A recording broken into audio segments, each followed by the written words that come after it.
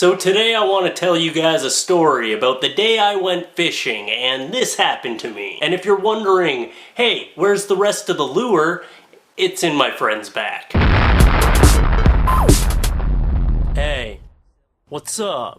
Hey, what's up? So me and my best friend Daryl were going fishing, and the day started just normal, like any other day. We started our day on this very, very narrow dock. So I was right on the tip of the dock, and my buddy Daryl was behind me fishing around the edge of the water. And I was like, Daryl, this dock's kind of narrow. I can't really get a good cast going with you standing there. And he's like, try overhand casting. And I was like, all right. So I went to do an overhand cast, and then when I went to go back, I felt a snag, and the snag was Daryl. So I turned around, and I thought the lure was only snagged in his shirt, so I was like, hold on, I'll get that out. When I went to rip it out of his shirt, the other hook just hooked straight into my finger. And he's like, oh fuck, it's in my back. And I'm like, oh fuck, now it's in my finger. And he's like, what, really? So one of the hooks is in his back, the other hook's in my finger. We're attached by the lure now. His back to my hand. And I'm like, what the fuck do we do? So first I'm trying to like pull it out. I'm like, no, I can just get this out. But you know what? One thing I realize now is that fish hooks are meant to go in. They're not meant to come out. I had the barb straight in my finger. He had the barb straight in his back. Those hooks weren't going anywhere. So luckily I had needle nose pliers in my pocket and I cut myself free from the lure. So at least now we weren't attached by the lure. So now my buddy's got a hook in his back. I've got a hook in my finger, and we're both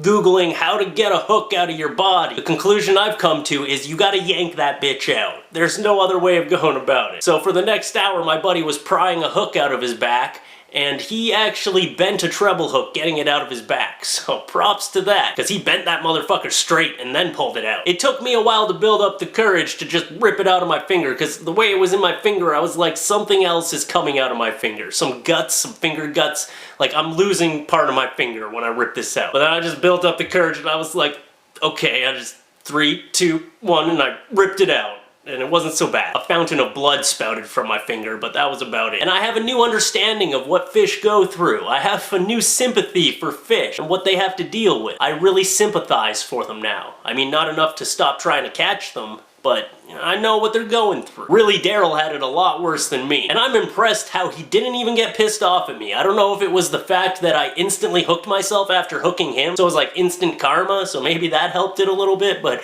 I thought he was gonna be pretty fucking pissed at me. I thought he'd never go fishing with me again, but you know, we've gone fishing again since. Although he has told me that if it happens again, he will knock me the fuck out. He had more than enough right to be pissed at me. At one point I even dropped my rod over the side of the dock, not realizing that my line was still attached to the lure, which was still attached to his back. So that probably just jammed it in there even further. So eventually we both got the hooks out of our bodies, so that's good. And after this whole situation was over and we got the hooks out of our bodies, my friend looked me dead in the eyes and was like, we will never tell anyone about this.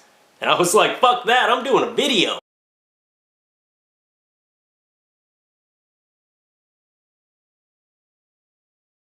And you know what? The main thing was we didn't let it ruin our day of fishing, okay? We still stayed there the entire day and fished all day long, and it wasn't a complete loss. We caught this giant-ass bass.